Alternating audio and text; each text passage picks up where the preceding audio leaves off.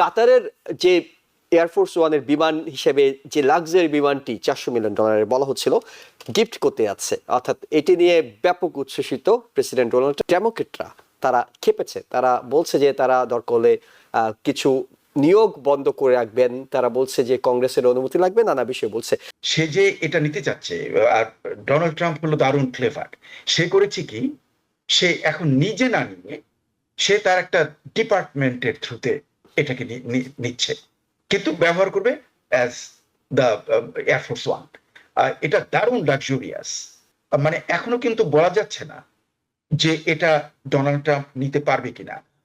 Department of justice এবং যে white হাউসের যে লয়ের অলরেডি ওকে গ্রিন সিগন্যাল দিয়ে সেটা নেওয়া যাবে, কারণ উনি তো নিজে হিসাবে নিচ্ছেন না, এটা নিচ্ছেন এয়ারফোর্সের জন্য, এবং তারপরে উনি যদি থাকবেন না তখন প্রেসিডেন্সিয়াল লাইফটিতে দেওয়া হবে।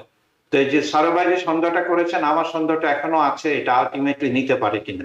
কাতারের যে এয়ারফোর্স ওয়ানের বিমান হিসেবে যে লাক্সারি বিমানটি $400 মিলিয়ন বলা হচ্ছিল গিফট করতে যাচ্ছে, অর্থাৎ এটি নিয়ে ব্যাপক উচ্ছ্বসিত প্রেসিডেন্ট ডোনাল্ড ট্রাম্প। এবং তিনি বলছেন 40 বছরের পুরনো এই এয়ারফোর্স ওয়ান, এবং বোয়িং ঠিকমতো সেটা দিতে পারে না। তিনি বলছেন যে কেন, এটা তো একটা স্টুপিডিটি হবে যদি গিফট পাওয়ার পরে সেটি নেওয়া না হয়। কিন্তু ডেমোক্রেটরা তারা খেপেছে, তারা বলছে যে তারা দরকার হলে কিছু নিয়োগ বন্ধ করে রাখবেন, তারা বলছে যে কংগ্রেসের অনুমতি লাগবে, নানা বিষয় বলছে। আমি একটু ডক্টর মোস্তফা স্যার আপনার কাছে জানতে চাই, $400 মিলিয়ন যদি গিফট করা হয় সেখানে কি নৈতিকতার কারণে সেটি নিতে কোনো সমস্যা আছে, নাকি আসলে এটা তো গিফট হিসেবে প্রেসিডেন্ট বলছেন না যে আমি এটি প্রেসিডেন্সিয়াল মেয়াদ শেষ হওয়ার পর বাসে নিয়ে যাব, তিনি বলছেন আমি লাইব্রেরিতে দিয়ে যাব, সমস্যা আছে কি?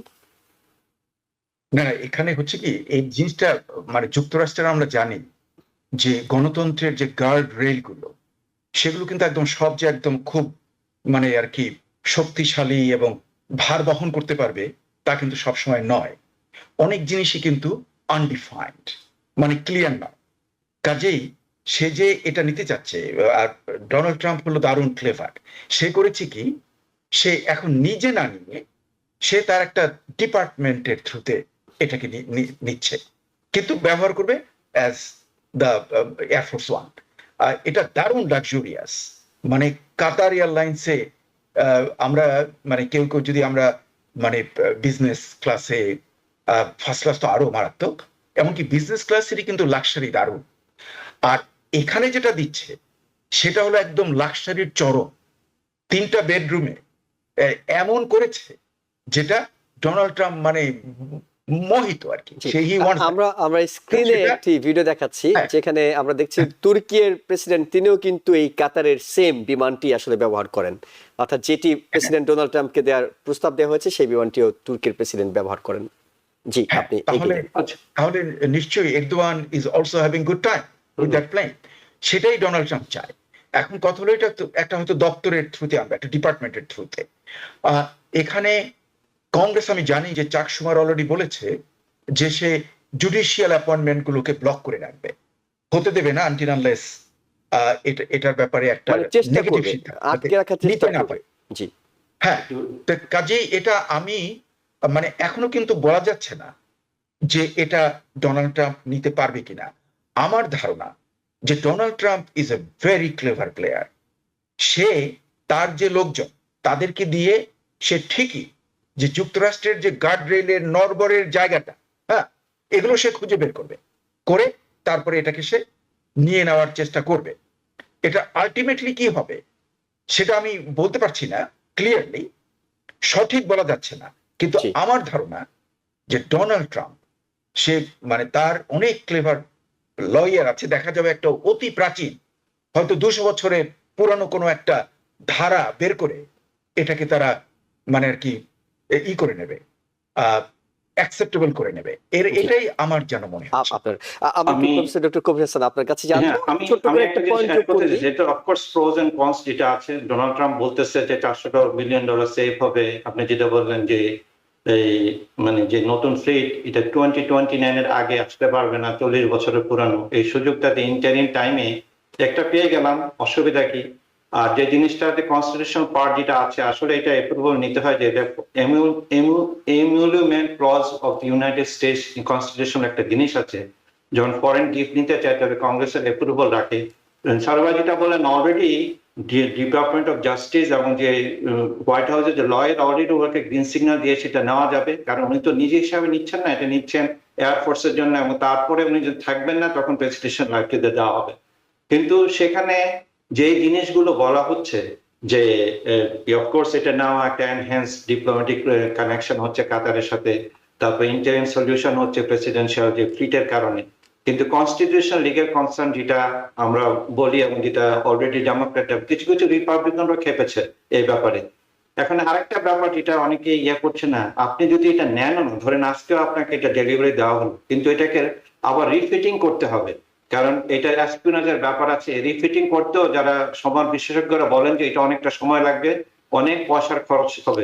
এটা কিন্তু এরকম না যে আজকে দিলাম পরের দিন আরো $100 মিলিয়ন যোগ করতে হবে যদি সিকিউরিটি এবং অন্যান্য বিষয়গুলো সেট করতে হয়। এক্স্যাক্টলি, তো সেখানেও কিন্তু পয়সার ব্যাপার আছে, সময়ের ব্যাপার আছে, 2 বছর সময় লাগবে বলছেন। এথিক্যাল ব্যাপারটা তো বলা হয়েছে, কনফ্লিক্ট অফ ইন্টারেস্টের কথা, আর সবচেয়ে বড় কথা এটা বাইপার্টিসান একটা পলিটিক্যাল ব্যাকলাশ হবেই। তো এই যে সারোভাই যে সন্দেহটা করেছেন, আমার সন্দেহটা এখনো আছে, এটা আলটিমেটলি নিতে পারে কিনা। আমি ডক্টর কবির হাসান আপনার কাছে প্রশ্ন রাখতে চাই, সেটি হলো যে আমরা শুরুতে খুব প্রশংসা করছিলাম, বিশেষ করে যেহেতু বাংলাদেশের পাশেই ভারত পাকিস্তানের এই যুদ্ধটা দক্ষিণ এশিয়ার মধ্যে, এটি ট্রাম্প প্রশাসন সামাল দিয়েছেন, বন্ধ করেছেন, কিছুটা কূটনৈতিক তৎপরতা চালিয়ে তারা এটি সফল হয়েছেন। ডোনাল্ড ট্রাম্প যখন বলছেন যে আমি তাদের বাণিজ্যের লোভ দেখিয়েছি, আমি তাদেরকে বলেছি যুদ্ধ বন্ধ করো, বন্ধ করলে আমি তোমাদের সাথে ব্যবসা করব, এবং এই বক্তব্যটা আবার ভারত খুব একটা ভালোভাবে নিচ্ছে না। ভারতের পররাষ্ট্র মন্ত্রণালয়ের ব্রিফিং এ বলছে না, এ ধরনের কোনো আলোচনা হয়নি, জেডি ভ্যান্সের সঙ্গে হয়নি, মার্কো রুবিওর সঙ্গে হয়নি, কারোর সঙ্গে হয়নি। আপনার কাছে কি মনে হয় এইখানেও ডোনাল্ড ট্রাম্প, উনি তো নিঃসন্দেহে ক্রেডিট পাচ্ছিলেনই, নতুন করে ওনার বাণিজ্যের কথা বলা দরকার ছিল না, কেন তিনি বাণিজ্যের কথা বলেছেন বলে আপনার কাছে মনে হচ্ছে? ডোনাল্ড ট্রাম্প অনেক কথাই বলে, সে নিজেও জানে না অনেক সময় সে কি বলছে, সে একটা সুযোগ নিল, কিন্তু ভারত পাকিস্তান নিজেদের প্রয়োজনে যুদ্ধবিরতি গিয়েছে, কারণ তারা ক্যালকুলেশন করে দেখেছে তাদের যে ক্ষয়ক্ষতি হয়েছে কারোর জন্য এটা সুখকর না। ভারতও এখানে হারিয়েছে, পাকিস্তানও হারিয়েছে। তো এই একটা ইম্পিটাস হিসাবে ইউনাইটেড স্টেটস এসেছে, অফকোর্স এটা পাকিস্তান স্বীকার করেছে, কিন্তু তাদের মধ্যে যে যুদ্ধবিরতি চুক্তিটা কিন্তু বাইলেটারালি হয়েছে, এবং ভারত যে আসলে ভাবতে পারেন তাদের যে এয়ারফোর্সের যে ডিবাকলটা হবে, তাদের যে রাফায়েল যেটা, এটা কিন্তু পরীক্ষিত যে কখনো যুদ্ধে এটা হারেনি, রাফেলকে ওরা নামিয়ে দিয়েছে, 5টা করেছে। দুই দিকেই এক্সাজারেশন হচ্ছে, এক্সাজারেশন কারণে, এবং ওরা নিজেদের কারণে যুদ্ধবিরতি হয়ে গিয়েছে। ডোনাল্ড ট্রাম্প একটু নিজে একটু নিতে বাহবা নিতে চেষ্টা করছে, সে তো সবসময় করে, তাই না?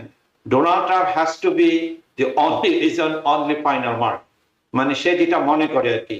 কিন্তু আমি তাকে হিস্টোরিক্যালি, আপনারা আরো হিস্ট্রির ভালো ছাত্র, আমেরিকান ইউনাইটেড স্টেটস এর হিস্ট্রিতে কখনো এমন প্রেসিডেন্ট আসেনি যে পুরা চক্রকে পুরা আমেরিকাকে এমন করে নাকে দড়ি দিয়ে ঘুরাচ্ছে, তার মতো করে সে যেভাবে চাচ্ছে সেইভাবে সেটা করার চেষ্টা করছে। আপনি জানেন যে আইসকে করেছে, তারপর গুয়াতেমালাতে পাঠাচ্ছে, এল সালভাদর পাঠাচ্ছে, কোনো 100-200 বছরের পুরনো একটা ল, যেখানে ইউএস কনস্টিটিউশন যারা সুপ্রিম কোর্ট এবং ফেডারেল জাজরা বলেছে এটা ইনভেশন না, তুমি সেটা ইউজ করতে পারো না। এখন আপনারা আরেকটা জানেন যে আপনাকে ধরে নিয়ে গেল, আমেরিকাতে হেভিয়াস কর্পিয়াস বলে একটা জিনিস আছে, যে আপনার একটা রাইট আছে যে আপনি কোর্টে যেতে পারবেন, এইটাকে ওরা বন্ধ করার চেষ্টা করছে, যে না তারা তা না হলে ওরা করবে, ইমপিচ করে ফেডারেল জাজকে। They are sometime going of the limit. Ultimately এটা কিন্তু ওদের পলিটিক্যালি খারাপ হচ্ছে। ডোনাল্ড ট্রাম্প যদিও চেষ্টা করছে 2028 মেগাকে আপনারা দেখছেন, কিন্তু থার্ড টার্মে সে আসবেন, সে চাবে যতটা করে ডিসরাপ্টার হিসাবে চেঞ্জ করে যতটাই পারে তার মতো করে সে ওয়ান্ট টু ফিল হিজ তার যে ইগো আছে, ইগোটাকে সে আর একটু ফিল করতে যাচ্ছে সাথে। কিন্তু ultimately of course he is a patriotic guy, I am not saying this, but he is a more businessman than a politician than a Statesman. অনেক কিছু করছে যেটা আমেরিকার জন্য লং টার্মে ক্ষতি হবে, সেটা হলো আমার অ্যানালাইসিস। নিউ ইয়র্ক থেকে সম্প্রচারিত TVN 24 টেলিভিশন, বিশ্বজুড়ে বাঙালির কণ্ঠস্বর।